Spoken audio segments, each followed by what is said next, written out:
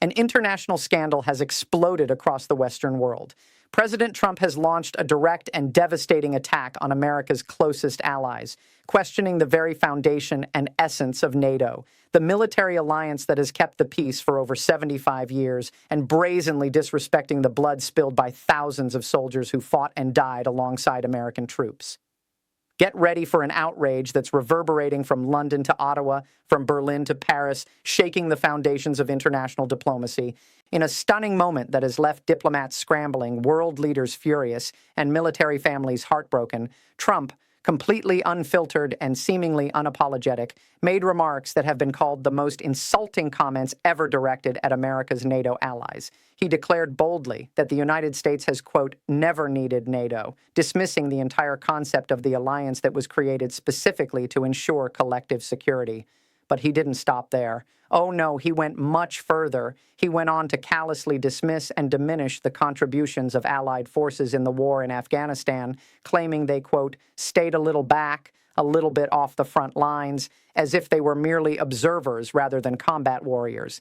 A direct and unforgivable insult to thousands upon thousands of families who lost their most precious loved ones in that brutal 20-year war. Think about what this means. These weren't just words thrown carelessly into the wind. These were calculated statements that strike at the heart of everything these alliances represent. When a soldier puts on a uniform and deploys to a war zone, they're making a promise to stand shoulder to shoulder with their allies, to fight together, to bleed together, and if necessary, to die together. And Trump just told the world that those allied soldiers who made that ultimate sacrifice were somehow holding back, somehow not really in the fight. Imagine being a mother who lost her son in Kandahar, a wife who lost her husband in Helmand province, a child who grew up without a father because he died fighting in Afghanistan, and hearing the President of the United States say that your loved one was, quote, a little off the front lines. The pain and fury that statement causes is immeasurable. The reaction was immediate, volcanic, and unprecedented in its intensity. British Prime Minister Keir Starmer, usually measured and diplomatic in his language, didn't mince words or try to smooth things over. He came out swinging, calling Trump's remarks, quote, insulting and frankly appalling. He stood before the British people and paid solemn tribute to the more than 450 British soldiers who made the ultimate sacrifice in Afghanistan, who gave their lives fighting side by side with American forces, who believed they were answering a call to defend freedom and democracy. Their honor, their memory, their sacrifice has been trampled underfoot by these careless, thoughtless words from the leader of their closest and most important ally. Britain has been America's staunchest friend for generations, standing with the United States through thick and thin, and this is how that loyalty is repaid. But the outrage and the heartbreak didn't stop with politicians and prime ministers. Even Prince Harry, a member of the British royal family who knows the brutal reality of war from personal experience, who served not one but 2 tours of duty in Afghanistan as an Apache helicopter pilot, who saw combat firsthand and understands what it means to put your life on the line, broke his usual public silence to make a rare and powerful statement. The prince, who normally stays out of political controversies, felt compelled to speak up for his fallen brothers and sisters in arms. He wrote with raw emotion that thousands of lives were changed forever by the Afghanistan war, that mothers and fathers had to perform the unbearable task of burying their sons and daughters, that children were left to grow up without the loving presence of a parent, that families are still carrying the crushing cost of those sacrifices every single day. He demanded, with barely contained anger, that these sacrifices, quote, deserve to be spoken about truthfully and with respect, not dismissed as if they barely mattered. The royalty itself, normally so carefully neutral, is outraged and speaking out. And then there are the voices from the battlefield itself, the veterans who lived through the hell of combat and came home changed forever. There's the voice that cuts deepest, that speaks with the moral authority of someone who was actually there, who saw friends die, who carried the wounded, who knows the true cost of war. A retired Canadian corporal, a man who watched his friends take their last breaths on blood-soaked Afghan soil, says he is, quote, enraged by the president's thoughtless and disrespectful comments. This is not political outrage. This is not diplomatic posturing. This is personal, visceral, soul-deep anger from someone who earned the right to be angry.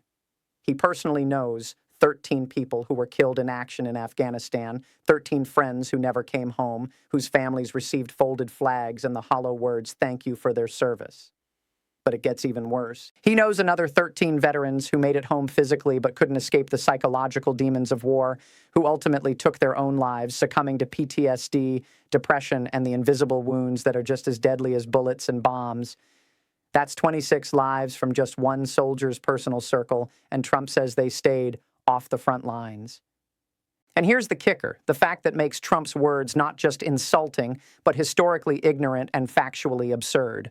Afghanistan was the only time in NATO's entire 75-year history that the alliance activated Article 5, the collective defense clause that states an attack on one member is an attack on all. It's the nuclear option of the alliance, the moment when everyone drops everything and comes to help. And who were they defending when they invoked this unprecedented action? The United States of America. After the devastating terrorist attacks of September 11th, 2001, when America was wounded and angry and calling for help, NATO allies answered that call without hesitation. They didn't debate. They didn't calculate costs. They didn't worry about their own political situations. They said, our ally needs us, and they showed up ready to fight and die if necessary. Let's talk numbers, because numbers tell a story that can't be dismissed or minimized. 40,000 Canadian troops deployed to Afghanistan over the course of that war. That's not a token force. That's not a symbolic gesture. That's a massive military commitment from a country with a much smaller population than the United States. 158 Canadian soldiers were killed in action, fighting the same enemy in the same dangerous valleys and mountains, facing the same IEDs and ambushes as American troops. Thousands more came home with physical wounds, with missing limbs, with traumatic brain injuries, with psychological scars that will never fully heal, that will haunt them for the rest of their lives. They came home to families who had to learn how to cope with a loved one who left whole and came back broken.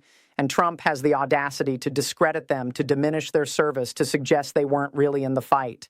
Now the White House is scrambling desperately, engaging in ridiculous and transparent damage control, releasing carefully crafted statements trying to walk back the disaster. They're claiming that the United States, quote, has done more for NATO than any other country in the alliance has done combined.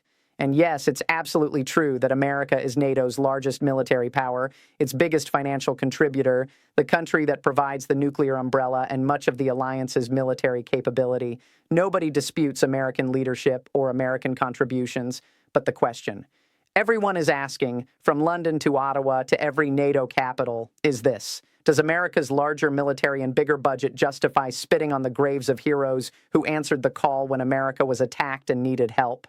Does it excuse publicly disrespecting the grieving families still living with the unbearable cost of those sacrifices?